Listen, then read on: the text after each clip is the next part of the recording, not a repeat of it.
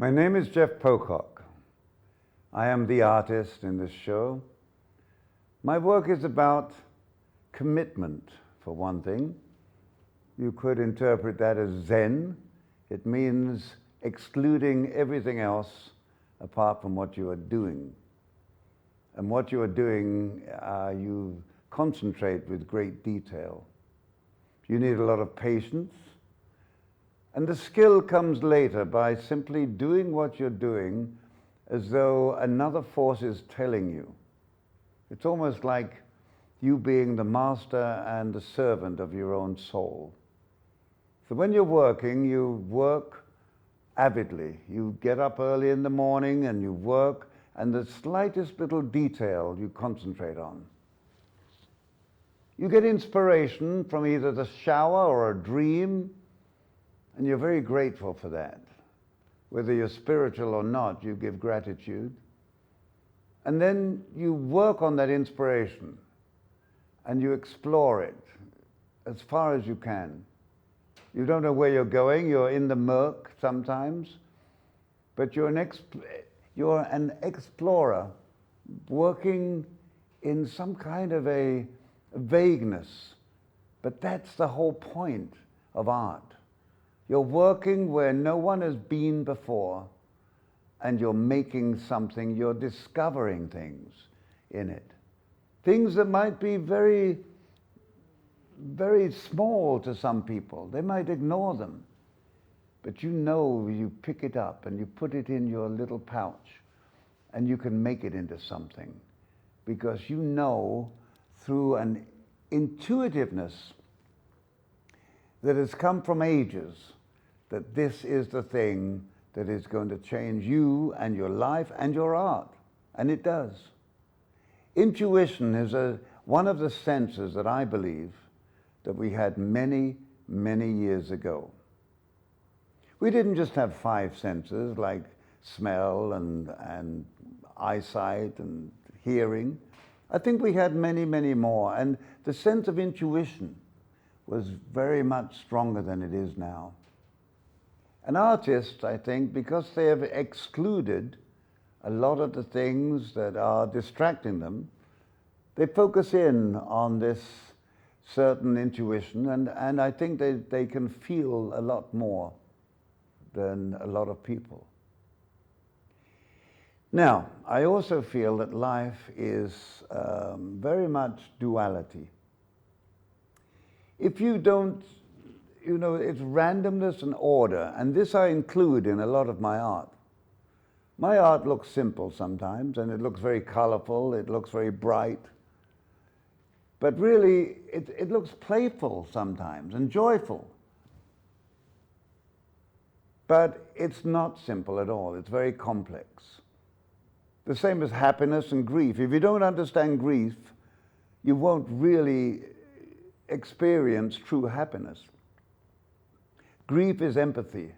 Grief is appreciating and understanding another person dying or whatever.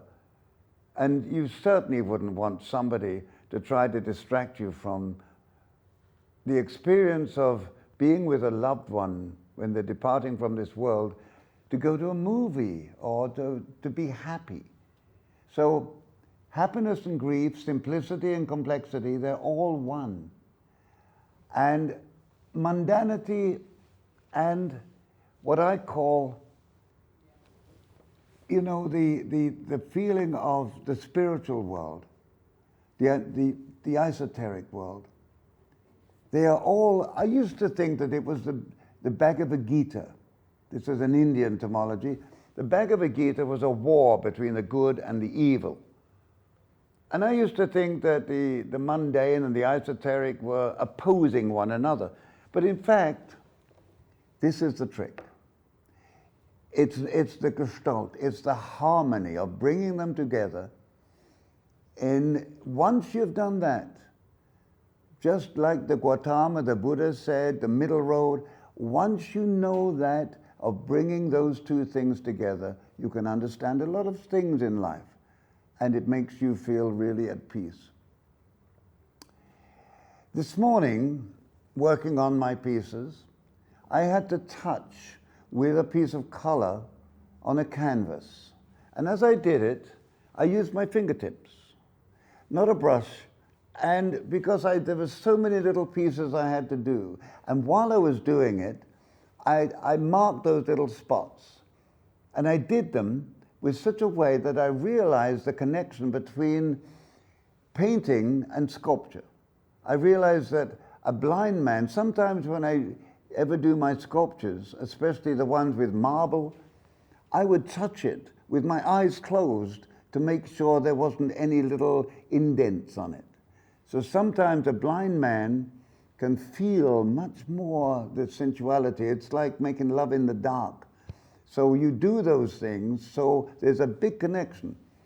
So anyway, the connection between painting and sculpture comes together. And this was a wonderful feeling for me to know that I could paint without using a brush, just by touching the canvas.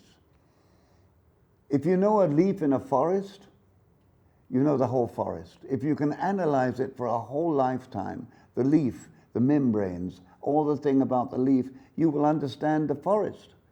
If you wander in the forest forever and you don't understand how it grows or the leaf, you won't understand it. Knowledge, you can have as much knowledge in this world as you like. And these days with computers, we all have so much knowledge at our fingertips.